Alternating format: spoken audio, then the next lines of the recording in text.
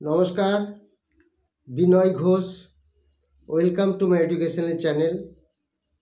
আজকে আমি আপনাদের সঙ্গে ওভারঅল একটা শেয়ার মার্কেট নিয়ে আলোচনা করব, যেখানে মার্কেট পড়ুক বা বাড়ুক আপনার পোর্টফোলিওটি নষ্ট হবে না বা পোর্টফোলিওটি লসে রান করবে না। এরকম আমরা কিছু জিনিস নিয়ে শেয়ার মার্কেটের কিছু টপিক নিয়ে আলোচনা করব। সেটা কীরকম? ধরুন, মার্কেট যে কোনো সময় পড়ে যেতে পারে, যে কোনো সময় অনেক বেড়ে যেতে পারে। বাড়লে তো প্রফিট হবে, সেখানে কোনো প্রবলেম নেই, কিন্তু পড়ে গেলে সেই জায়গাটা সাধারণ বিনিয়োগকারীরা সামলাতে পারেন না। ধরুন, আপনার 1,00,000 টাকার একটি পোর্টফোলিও আছে। আপনি 1,00,000 টাকা ইনভেস্ট করার পর দেখলেন যে আপনার ধীরে ধীরে পোর্টফোলিওটি বাড়ছে এবং মার্কেটও ভালো আছে। সেই মার্কেট ভালো থাকার সুবাদে ধীরে ধীরে পোর্টফোলিও বাড়লো। প্রথমে 5,000 টাকা বাড়লো, তারপরে দেখলেন 3,000 টাকা কমে 3,000 টাকা হলো, আবার সেটা 10,000 টাকা হলো, তারপরে 10,000 টাকা থেকে আবার 8,000 9,000-এ চলে এলো। অর্থাৎ মার্কেট বাড়ছে কমছে, তার সাথে সাথে কিন্তু পোর্টফোলিওটা আপনার অলরেডি প্লাসেই রান করছে। তো দেখলেন 1-2 মাসের মধ্যে আপনার পোর্টফোলিওটি 1,15,000 টাকার মতো চলছে। প্রথমে যখন 1,05,000 হলো, আপনি কিন্তু কোনো শেয়ার বিক্রি করেননি, এবং যখন সেটি 10,000 টাকা প্রফিট হলো তখনও আপনি কোনো শেয়ার বিক্রি করলেন না। অর্থাৎ আপনি টার্গেট নেননি যে কত হলে আপনার পোর্টফোলিওটি ছেড়ে দেবেন। যখন 5,000 হলো, আপনি ভাবলেন 10,000-এ যাক, তাহলে ছেড়ে দেবো। যেই 10,000 হলো, তখন ভাবলেন 15,000-এ যাক, ছেড়ে দেবো। তো এই ভাবনাটা, অর্থাৎ টার্গেটটা আপনি নিজেও জানেন না যে কি টার্গেট হলে, কি পরিমাণ প্রফিট হলে আমি বেরিয়ে আসব, সেটা কিন্তু আপনি চিন্তা করলেন না। তো সেই কারণে কি হলো, প্রফিট বুক হলো না। এবার সেটা ধীরে ধীরে নিচের দিকে চলে এলো। ধরুন, সেটা দেখা গেল 1,15,000 থেকে 1,08,000-এ চলে এলো। আপনি ভাবলেন ঠিক আছে, এখন তো প্রফিটে আছি, যখন এতটা বেড়েছিল বিক্রি করিনি, আবার বাড়বে পরে, তখন বিক্রি করব। এই ভাবতে ভাবতে আপনার পোর্টফোলিওটা 1,08,000 টাকা প্রফিট ছিল, সেটা 1,05,000-এ চলে এলো। তো 5,000-এ চলে আসার পর আবার একটু বাড়লো, 6,000 7,000, আবার দেখলেন 1,02,000 হয়ে গেছে। তখনও ভাবছেন না, এতটা পড়ে গেছে, এখন আর বিক্রি করবো না, আবার বেড়ে যাবে। তো এই ভাবতে ভাবতে আপনার দেখা গেল পোর্টফোলিওটা 1,00,000 টাকা যে আপনার ক্যাপিটাল ইনভেস্টমেন্ট হয়েছিল, সেখান থেকে ধীরে ধীরে নিচের দিকে যাচ্ছে। আপনার তখন মন কিছুতেই সায় দিল না যে আমি সামান্য লসে বেরিয়ে আসি, যেটা কারোরই মন সায় দেয় না। আবার তখন আপনার আফসোস হচ্ছে, তাহলে উপরে বেচে দিলেই হতো। অ্যাকচুয়ালি আপনি তো জানেন না কতটা মার্কেট উপরে যাবে বা কতটা নিচে আসবে। আপনি আপনার পোর্টফোলিওটা যখন প্রফিটে ছিল একটা ভালো মতন, তখন বিক্রি করতে পারেননি। তার কারণ কি ছিল, যে আপনি ভাবলেন আরও উপরে যাবে, অর্থাৎ আপনি আপনার টার্গেটটা কতটা সেটা আপনি জানেন না। এইভাবে ভাবতে ভাবতে সেটা নিচে চলে এলো। এখন যেটা দেখা যাচ্ছে, মার্কেট অনেক পড়ে গেল। ধরুন, মার্কেট ক্র্যাশ হয়ে গেল। যেমন গতকাল নিফটি 400 পয়েন্ট পড়ে গেছিলো, লাস্টে 350-এর কাছাকাছি একটা নেগেটিভে ক্লোজিং দিয়েছে। হোয়ারাস আপনার মিড ক্যাপ নিফটি 2,000-এর উপরে পড়ে গেছে, এবং স্মল ক্যাপ নিফটি 1,100-1,200 পয়েন্ট পড়ে গেছে। তো আলটিমেটলি গতকালের যে মার্কেট দেখে এরকম প্রত্যেকেই প্যানিক হয়ে গেছেন যে তাহলে কীভাবে বাঁচবো বা কী রাস্তা আছে। এর সত্যিকারের রাস্তা আছে, সেগুলি আমাদের প্রত্যেককে জেনে রাখা উচিত। সেই রাস্তাগুলি কি কি, আমি 2-3টি মেথড বলবো, এবং ভেরি ইজি মেথড। প্রথমে, যারা অপশন মার্কেট বা ফিউচার মার্কেট একটু বোঝেন, তাদের জন্য আমি একটা প্রথম রাস্তা বলে দেবো। ধরুন, আপনার ধীরে ধীরে দেখছেন 1,00,000 টাকাটা নিচে নামছে পোর্টফোলিওটা, তখন আপনি একটা কি করবেন, ফার্স্ট 1 নম্বর মেথড বলছি। যদি আপনার ফিউচারে কোনো দিন কাজ করা প্র্যাকটিস থাকে, তাহলে আপনি একটা ফিউচার, নিফটির ফিউচার বেচে দিন। নিফটির ফিউচার বেচে দিলেন। এবার কি হবে, যদি মার্কেট ক্র্যাশ করুক, যত খুশি নিচে নামুক, নিফটি ফিউচার যেটা বেচেছেন তার থেকে আপনার প্রফিট আসবে।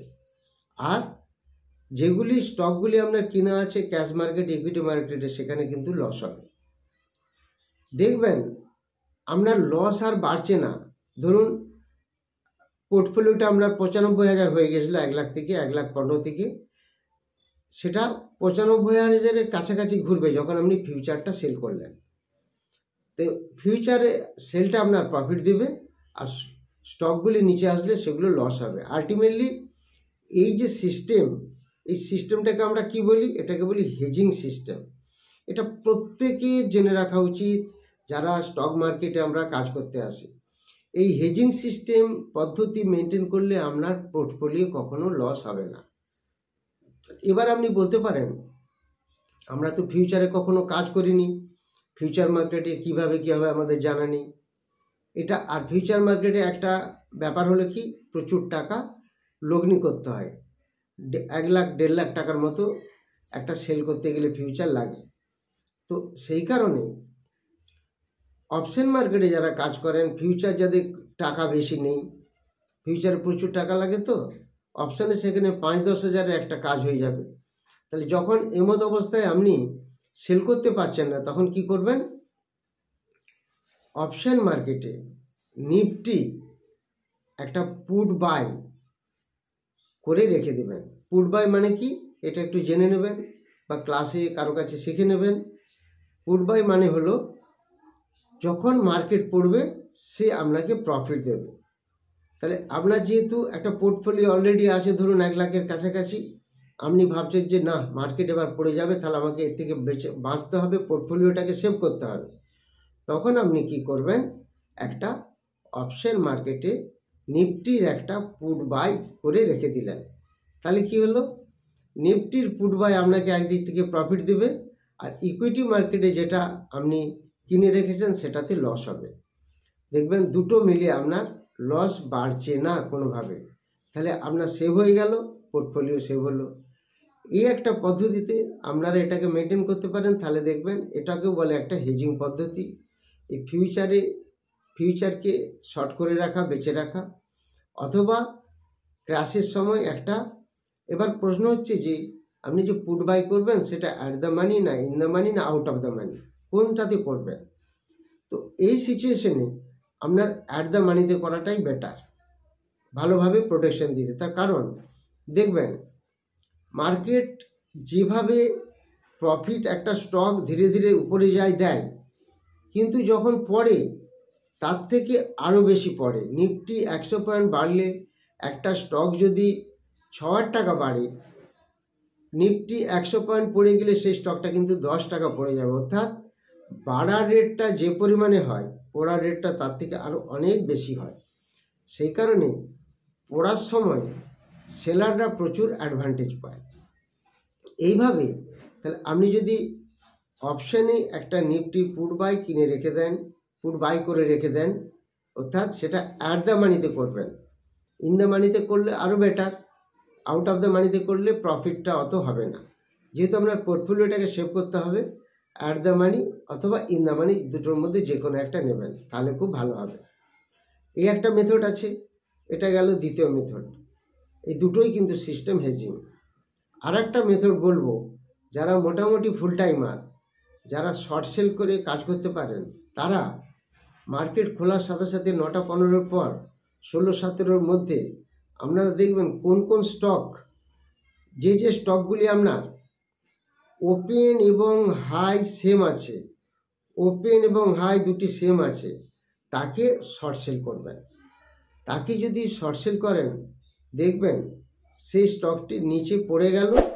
যেহেতু এটা ইন্ট্রাডে ট্রেডিং শর্ট সেল, 100-3টের মধ্যে আপনাকে কাটিয়ে নিতে হবে, এবং এখানে একটা লিভারেজও পাওয়া যায়।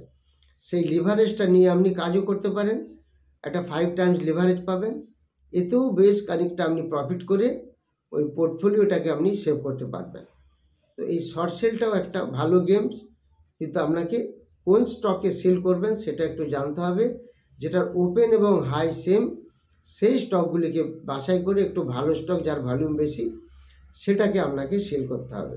তাহলে দেখবেন এই যে আমরা প্যানিক হয়ে যাই, যখনই মার্কেট পরপর 3-4 দিন পড়ে যায়, তখনই আমার কাছে হাজারো প্রশ্ন আসে, হাজার ফোন আসে, স্যার স্টকগুলো কি লসে বেচে দেবো? আমি বলি যে মার্কেট তো ঠিকই আছে, দেখবেন গ্লোবাল মার্কেট কিন্তু কোনো ক্র্যাশ করেনি বা কিচ্ছু হয়নি। আজকে দেখুন মার্কেট ধীরে ধীরে ধীরে পজিটিভের দিকে যাচ্ছে। এটা এক এক দিনে মার্কেটে একটা বড় সেলিং থাকে, একটা বড় কালেকশন থাকে, সেগুলোতে ভয় পেলে চলবে না। আমাদেরকে স্টক মার্কেটের মতো হয়ে কাজ করতে হবে, প্যানিক সৃষ্টি করলে চলবে না।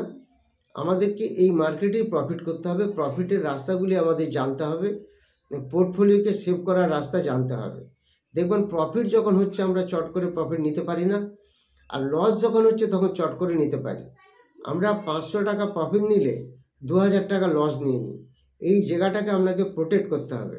তাহলে আপনাকে হেজিং, এই হেজ পদ্ধতিটা আপনাকে মেনটেন করতে হবে। হেজ পদ্ধতিতে কাজ করলে দেখবেন আপনার কোনো প্রবলেম হবে না, আপনার পোর্টফোলিওটাও ইনট্যাক্ট থেকে যাবে, কোনো অসুবিধা হবে না। এই হেজ সিস্টেমটা ভীষণ ভালো সিস্টেম। এটা যদি আপনাদের ভালো লাগে, ভিডিওটি যদি হেল্পফুল হয় আপনাদের জন্য, তাহলে আপনারা সাবস্ক্রাইব করবেন, লাইক করবেন এবং সাবস্ক্রাইব করবেন। যারা 30শে মার্চ যে ব্যাচটি হবে এবং 7th এপ্রিল যে ব্যাচটি হবে অফলাইনে, সেই যারা ক্লাস করতে ইন্টারেস্টেড তারা যোগাযোগ করবেন। আর 17ই মার্চ অনলাইন একটি ব্যাচ শুরু হচ্ছে, রবিবার রাত্রিবেলা 8টা থেকে 10টা, 10:30। যারা ইন্টারেস্টেড তারাও যোগাযোগ করতে পারেন। আর যারা টেলিগ্রাম চ্যানেলে আসতে চান, যে অ্যাডভান্টেজটা আমি দিই সবাইকে, সেই প্রাইভেট টেলিগ্রাম চ্যানেলও আপনারা জয়েন করতে পারেন। Thank you very much for watching my video.